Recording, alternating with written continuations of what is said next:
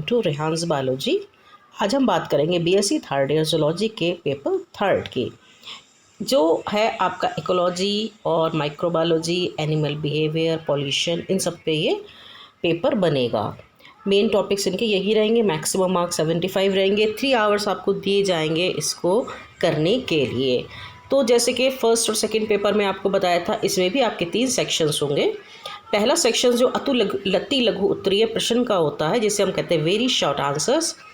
इसमें आपको 15 मार्क्स के क्वेश्चंस मिलेंगे और 50 वर्ड्स में इसको आंसर आपको करना होगा। 50 वर्ड से बढ़ सकते हैं, कम हो सकते हैं, लेकिन एटलीस्ट 50 वर्ड्स में आप इसको आंसर करेंगे। तो सबसे पहले हम चलते हैं वेरी शॉर्ट आंसर्स की तरफ। तो वेरी शॉर्ट आंसर्स में आपका आएगा इकोसिस्टम, फिर आएगा बायोलॉजिकल क्लॉक, फिर आएगा learn behaviour, HIV, food web and food chain. इन दोनों में से किसी एक पे आपको लिखने के लिए नोट आता है। फूड चेन पे आ जाएगा या फूड वेब पे आपको लिखने के लिए आ जाएगा।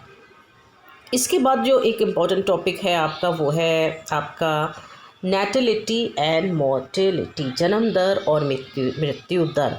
जन्म दर पे आ सकता है, मृत्यु दर पे आ सकता है, या दोनों पे ही आ सकता है। तो कोशिश करिएगा 60 वर्ड्स में इसको आप कंप्लीट कर लें। फिर एक बहुत इंपॉर्टेंट टॉपिक आता है dance communication in honey bee. Honey bee में नृत्य संचार कैसे होता है, इस पे भी आपका शॉर्ट नोट लिखने के लिए आता है। फिर आता है TMV वायरस। फिर पॉल्यूशन से एक टॉपिक बहुत इंपॉर्टेंट है ओजोन लेयर। इस पे ओजोन होल पे भी आ सकता है और ओजोन लेयर पे भी आपका क्वेश्चन आ सकता है। इसके बाद आप आता है disease caused by soil bacteria. Soil bacteria के द्वारा कौन कौन सी डिजीज़ होती हैं। फिर है यूथ्रोफिकेशन। उसके बाद कॉन्सेप्ट ऑफ प्रोडक्टिविटी, बहुत इंपॉर्टेंट है। कॉन्सेप्ट ऑफ प्रोडक्टिविटी आपके शॉर्ट आंसर और लॉन्ग आंसर्स में भी आएगा। फिर है वायरल डिजीज़ ऑफ मैन, विषाणु के द्वारा मनुष्य में कौन कौन सी बीमारियां होती हैं।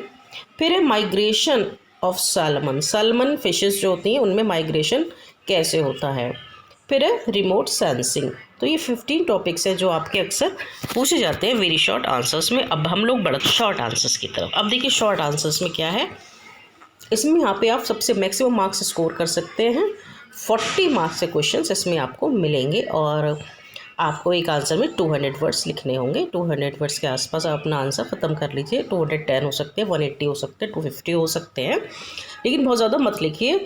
जितना पूछा जाए उतना ही आप लिखिए। इसमें देखिए फर्स्ट है what are laws of thermodynamics, explain the energy flow in ecosystem. Ecosystem में एनर्जी फ्लो कैसे होता है, ये आपको इसमें लिखना होगा। तो इसमें आप आराम से पढ़िएगा। इकोसिस्टम में एनर्जी फ्लो और थर्मोडायनामिक्स की जो लॉज है वो आपको बतानी है।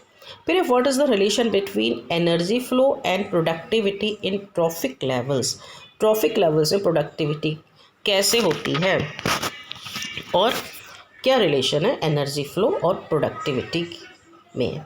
तो ये दोनों आप क्वेश्चंस मुझे लगता है आराम से कर पाएंगे। फिर है इकोलॉजिकल पिरामिड्स। इकोलॉजिकल पिरामिड्स क्या होते हैं, different types of ecological pyramids, ये आपके आएंगे शॉर्ट नोट्स में।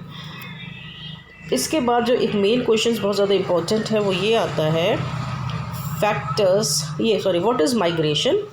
माइग्रेशन बहुत इंपॉर्टेंट रहेगा आपका। और different types of migration in fishes, fishes में कैसे माइग्रेशन होता है। ठीक है, तो आप सिर्फ फिशेस के बारे में, माइग्रेशन के बारे में लिख दीजिए। इसमें सैल्मन का माइग्रेशन ये सब आपका आ जाएगा। फिर नेक्स्ट क्वेश्चन एक बहुत इंपॉर्टेंट है, वो है कि factors which influence the toxicity of chemicals. Chemicals की टॉक्सिसिटी के कौन कौन से फैक्टर्स प्रभावित करते हैं। फिर है what do you understand by sensitization. फिर है पॉल्यूशन। अब पॉल्यूशन में आपको एयर भी आ सकता है, वाटर भी आ सकता है, सॉइल भी आ सकता है। इन तीनों ये पॉल्यूशन को आप कैसे होता है, कौन से फैक्टर्स कॉज करते हैं, प्रिवेंशन कैसे करेंगे, कंट्रोल कैसे करेंगे। तो एक क्वेश्चन पॉल्यूशन का या तो आपके शॉर्ट आंसर्स में या फिर आपके लॉन्ग आंसर्स में भी ज़रूर आता है। तो कोशिश करिएगा पॉल्यूशन को बिल्कुल इग्नोर ना करें। फिर disease caused by virus in man. मनुष्य में कौन कौन से डिजीज़ जो वायरस के द्वारा होती है, ये शॉर्ट में भी आया था और आप देखेंगे वेरी शॉर्ट में भी इसमें पूछा जाता है। फिर है describe the toxicity of plastic and polymeric resin on organism. अब देखिए ये बहुत इंपॉर्टेंट है और ये आपका रिसेंट टॉपिक्स आजकल जो चल रहा है उसके अकॉर्डिंग ये बहुत ज़्यादा इंपॉर्टेंट रहेगा। फिर है एसिड रेन। ये तो पॉल्यूशन वाले यूनिट का आपका है, तो एसिड रेन पे भी आपसे शॉर्ट नोट ही पूछ लेते हैं, वेरी शॉर्ट आंसर्स में भी इसमें पूछ लेते हैं। तो यहाँ ख़त्म होता है आपका सेक्शन बी। अब चलते हैं सेक्शन सी की तरफ। सेक्शन सी में है आपके 20 मार्क्स, 2 क्वेश्चन करने हैं और सिर्फ यही सेक्शन है जहाँ पे आपको चॉइस मिलेगी और किसी सेक्शन में आपको कोई चॉइस नहीं दी जाएगी। तो सी सेक्शन में आप देखिएगा यहाँ पे 2 क्वेश्चंस, 10 मार्क्स का एक, 10 मार्क्स का एक, और जो वर्ड्स होंगे 500 वर्ड्स एटलीस्ट आपको एक आंसर में लिखने होंगे। 500 वर्ड से नीचे आप लिखते हैं तो कहीं कहीं मार्क्स कट जाते हैं। देखिए इसमें क्या होता है, इसमें जो सबसे पहला क्वेश्चन आता है आपका इकोलॉजी से। Describe the ecologization and describe with the help of phases of hydrosere, जिसे हम कहते हैं अनुक्रमण। और what is the climax of succession, explain with the help of examples. Succession का क्लाइमेक्स क्या होता है और इसके एग्जाम्पल्स के साथ आपको इसे करना है। Life cycle of bacteriophages, bacteriophages का जीवन चक्र। ये बैक्टीरियोफेजेस का जीवन चक्र आप बनाएंगे, इसमें डायग्राम बहुत इंपॉर्टेंट रहेगा, डायग्राम आपको देना है।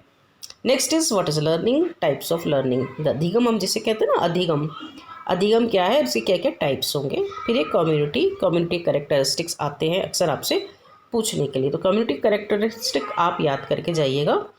उसके बाद आता है आपका एडेप्टेशन।